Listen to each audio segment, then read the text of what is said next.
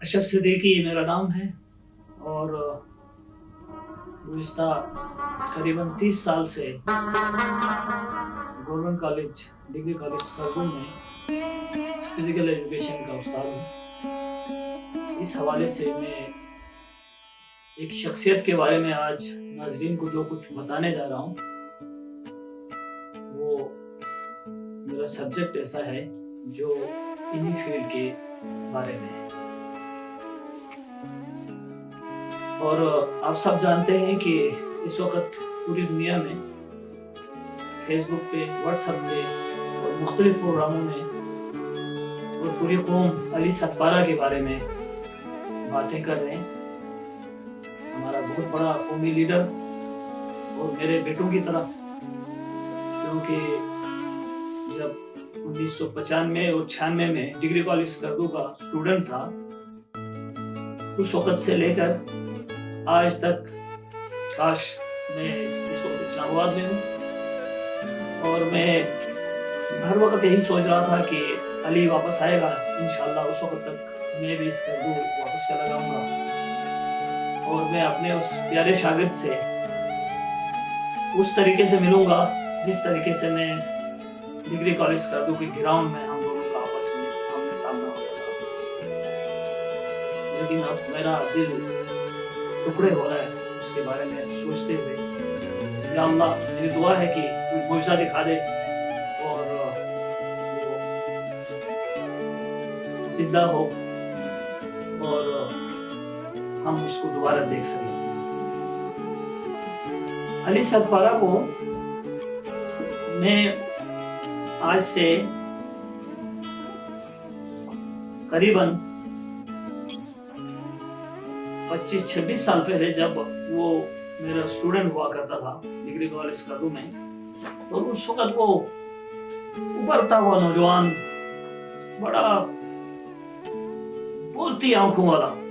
بڑا خوبصورت لہجے والا اور اتنا انرجیٹک لڑکا میری پوری سروس میں میں نے بہت کم دیکھی۔ آپ سب کو معلوم ہے کہ کالج میں مختلف اساتذہ ہوتے ہیں، ہر سبجیکٹ کے اسپیشلسٹ ہوتے ہیں اور لڑکے بھی لازمی مضامین کے علاوہ آپشنل مضامین اپنی مرضی سے رکھتے ہیں۔ تو جو اساتذہ آپشنل مضامین پڑھاتے ہیں ان کا اسٹوڈنٹ کے ساتھ اتنا ربط نہیں ہوتا، لیکن چونکہ میرا subject health and physical education ہے اور اسپورٹس میرے سبجیکٹ کا ایک اہم حصہ ہے،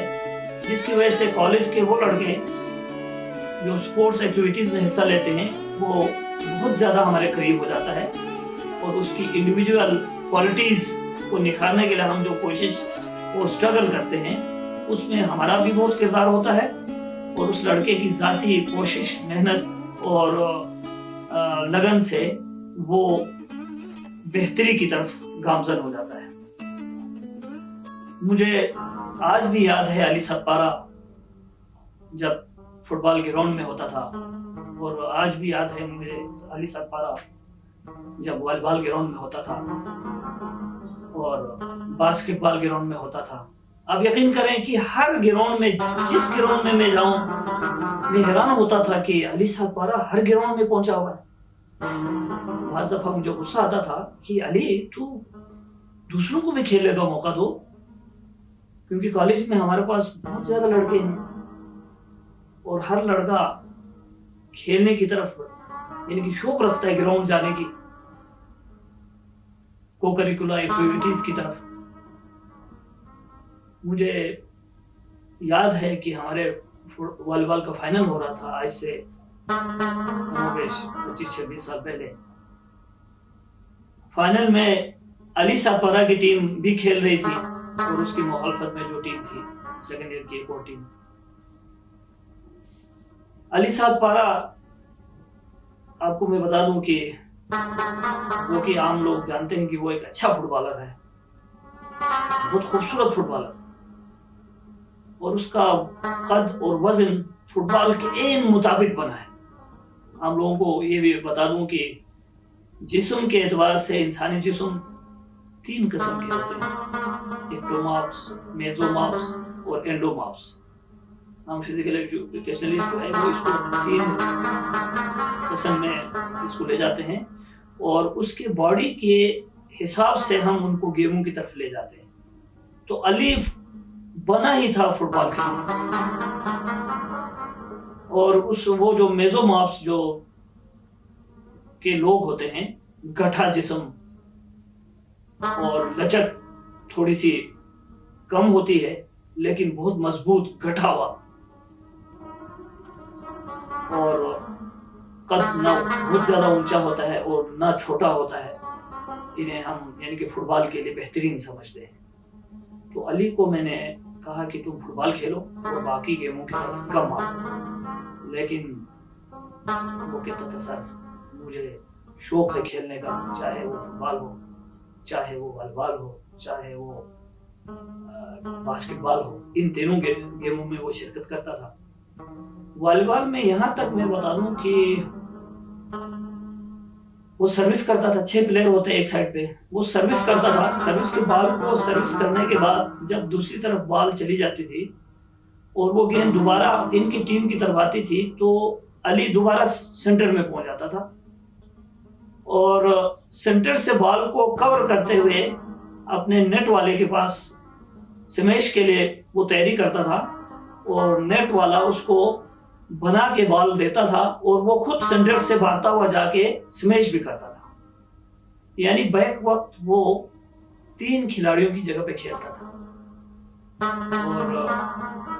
उन्होंने जीत भी लिया, कप भी ले लिया।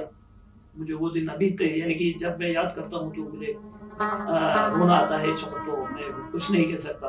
अब। और फुटबॉल में अली सातपारा उसको हम कह सकते थे केटू पहाड़ की तरह वो खड़ा होता था, सेंटर हाफ की पोजीशन पे वो खेलता था और उसको मैंने काफी यानी कि कोचिंग की, ट्रेनिंग कराया। बहुत दफा वो नंगे पैर फुटबॉल खेलता था और मैं उसको कहता था अली जूता पहन के, फुटबॉल बूट पहन के, तो हंसता हुआ, उसकी आंखें मुस्कुराती थी, बोलते वक्त उसकी आंखें जो है मुस्कुराती थी। इतना खूबसूरत, खुश मिजाज। तो वो कहता था कि मैं नंगे पैर ही खेलूंगा, दूसरों के जूतों से ज्यादा आप मुझे तजुर्बा करके देख लें। तो बहरहाल वो इसी तरह से खेलता हुआ हमारे कॉलेज से रुखसत हो गया। उसके बाद वो मॉनिटरिंग की दुनिया में चला गया, लेकिन इतना अरसा, ये करीबन 20 साल 22 साल का अरसा हो गया उसको इस फील्ड में। मुझसे जब भी मुलाकात होती थी, मुझसे मिलते ही वो इसी तरह मिलता था जिस तरह कॉलेज के ग्राउंड में मुझसे मिलता था। इतना मुअद्दब, उस्तादों की कदर करने वाला। और मुझे वो बार बार कहता था सर आज मैं जिस तरीके से वो इस मुकाम तक पहुंचा हूं, इसमें आपका बहुत बड़ा हाथ है। मुझे वो बार बार कहता था कि आपने मुझे जो एक्सरसाइज करवाया,